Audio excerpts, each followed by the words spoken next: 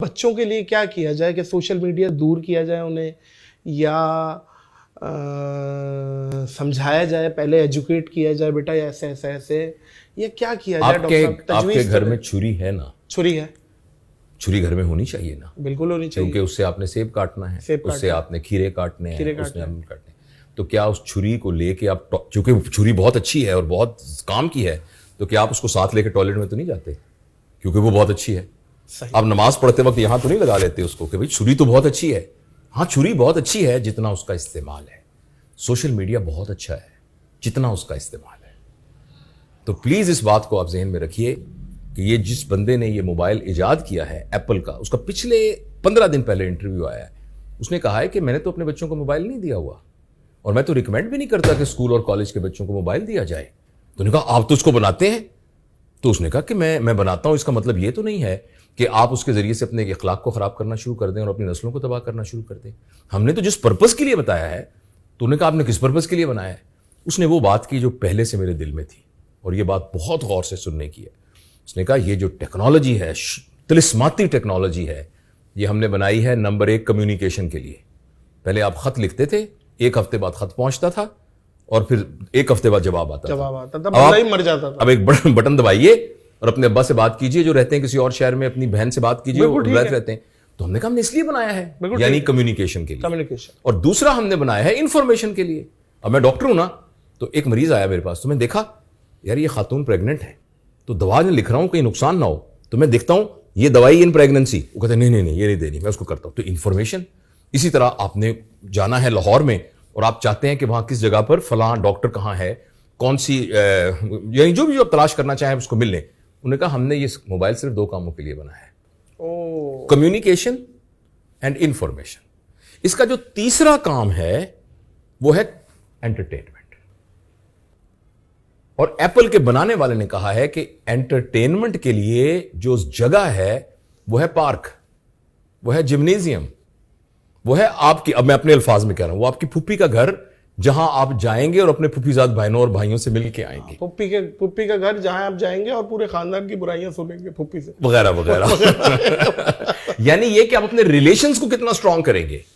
تو basically mobile کا استعمال اور سکرین کا استعمال کمیونیکیشن کے لیے اور انفارمیشن کے لیے کمال کا ٹول ہے. انٹرٹینمنٹ کے لیے اگر ہم اس کو استعمال کریں گے تو نادر میں آپ کو پوری ذمہ داری کے ساتھ سائنٹیفک بیک گراؤنڈ کی بنیاد پر کہہ رہا ہوں، اگلے 10 سالوں میں ہمارے ہاں وہ نسل پیدا ہو جائے گی جو کہ ویسٹ میں اب اس کا اظہار ہونا شروع ہو گیا ہے، جو بچے ڈپریشن کا شکار ہوں گے، جو انزائٹی کے مریض ہوں گے، جن کے اندر سوئسائڈل ٹینڈنسیز ہوں گی. کبھی آپ نے سوچا کہ کوئی ایک بچہ بھی کبھی بور ہوتا ہو؟ بڑا بور ہوتا ہے. بڑے کا پرابلم ہے بور ہونا، کیونکہ بور وہ شخص ہوتا ہے جس کے پاس کرنے کو کوئی کام نہ ہو. جبکہ بچے کے پاس تو ارے یہ آپ کی داڑھی کو ہاتھ لگانا یہ ایک نیا کام ہے، آپ کے موبائل کو دیکھنا ایک نیا کام ہے، یہ کاغذ ایک نیا کام ہے. تو بچہ تو بور ہوتا ہی نہیں. لیکن جو بچہ مسلسل سکرین کے ساتھ گلو رہتا ہے، اس کا اتنا ایڈکٹ ہو جاتا ہے کہ جتنی مقدار کا اس کو ڈوپامین چاہیے اپنے دماغ کو سکون دینے کے لیے وہ پورا نہیں ہو پاتا. تو بچوں میں یہ باتیں دیکھی گئی ہیں کہ وہ بور ہونا شروع ہو گئے ہیں، وہ ڈپریشن میں جانا شروع ہو گئے اور سوئسائڈل ٹینڈنسی. اس لیے ہمیں اس کو کہیں نہ کہیں بریک لگانا ہے. اب کرنا کیسے وہ بھی تو بتا دیں. تجویز کرنے کا بہت آسان طریقہ ہے، خود چھوڑو. نہیں میں آپ کو عرض کرتا ہوں، اس کا بہت آسان طریقہ ہے. اچانک آپ کو پتہ لگا کہ آپ کا جو بیٹا ہے وہ چرس پینے لگ گیا ہے، تو بتائیے آپ کیا کریں گے؟ تو جو کچھ اس چرچ والے بچے سے کریں گے، ہاں سب سے پہلے تو اگر بڑا ہے تو کوٹ دیں گے پہلے تو والدین کا. لیکن پتہ لگے گا کہ جو آپ کا بیٹا چرس پی رہا ہے نا، وہ چرس اپنے چچا سے لیتا ہے، تو چچا بھی چرس پیتے ہیں.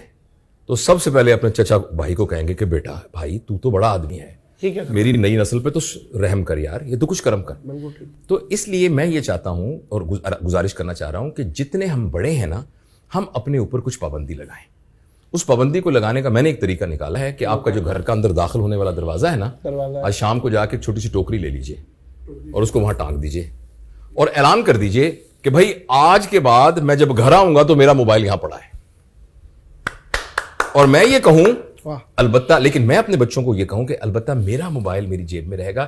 آپ کو پتہ ہے نا میں ڈاکٹر ہوں، تو مجھے کوئی ہسپتال سے کال آ سکتی ہے، میں اس چیز سے استثنا ہوں. میرا یہ اس کی ریزن ہے.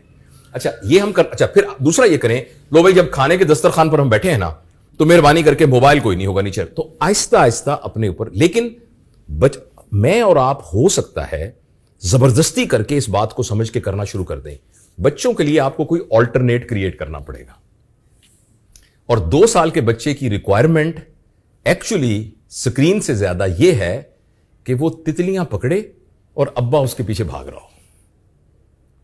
ایک واقعہ 4 دن پہلے ہوا, اللہ کرے اگر وہ جن کے ساتھ واقعہ ہوا ہے وہ یہ پوڈ کاسٹ نہ سن رہے ہوں, اور میں کوشش کروں گا کہ ان کا کوئی ایسا اشارہ بھی نہ دوں جس سے پتہ لگے کہ وہ کون ہے.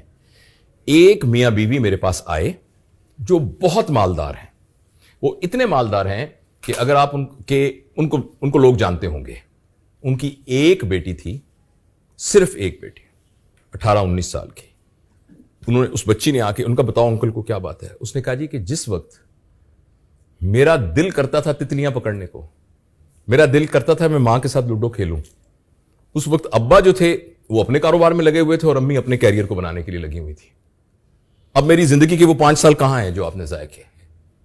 تو اس لیے یہ بہت ضروری ہے کہ جو ہمارے بچے ہیں ان کے ساتھ ہم فزیکل انٹریکشن کریں, ان کو ہم ان چیزوں کے ساتھ ایکسپوجر دیں جس کا قدرت کے ساتھ تعلق ہے. تو پھر یہ انشاءاللہ عزیز اس کے مضر اثرات نہیں ہوں گے.